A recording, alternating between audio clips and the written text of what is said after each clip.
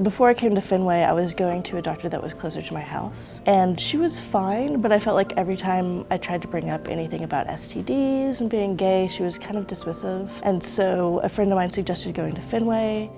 To me, the Borum is a safe space. Like, it means being safe, comfortable, and being like allowed to like just be in my skin and not have to worry about all the things that are like going on outside.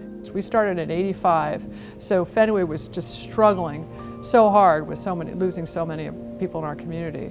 But they also were saying, okay, we need to continue and grow and fight for the rights of lesbians as well and help them to have families, which was, nobody was doing that. Nobody was saying that. It was completely out of the mainstream, don't you think?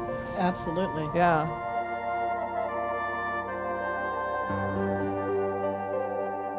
Went to see my primary care doctor here, Dr. Hooten, and I had like a palpable mass. Like, we kind of knew something was wrong, but we had the surgery and I woke up and they told me that I had cancer.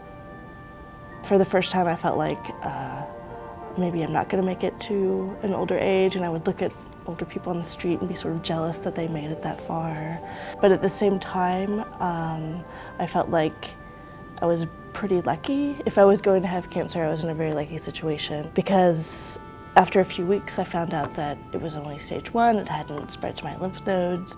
It was very scary, but I could always like appreciate where I was. The experience I had with Fenway was great because Dr. Hooten had somebody call me and check in and see if people were taking care of me, and she didn't need to do that at all. And in fact, I had a lot of doctors at Beth Israel, so I kind of felt overwhelmed, but it was really nice to know that Fenway had my back.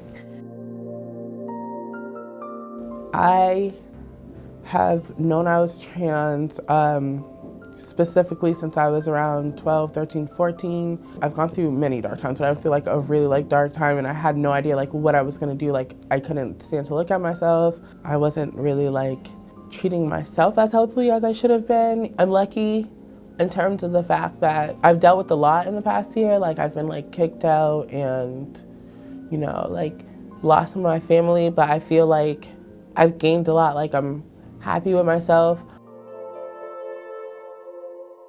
It was 1985. You know, there was just a hardcore of women who just said, "We're going to do it. We're going to fight. We're going to build our families." Well, Marnie's a year older, and we decided that she would go first, and then I would go second. But it was sort of like when we had decided on one, we already knew it was going to be two.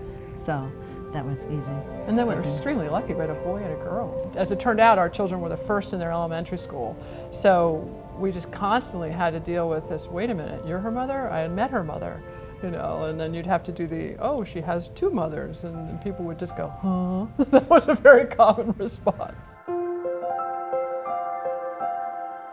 The experience of coming to the doctor doesn't feel as sort of cold as it might going to another practitioner. It feels like you're a part of something, a part of a group.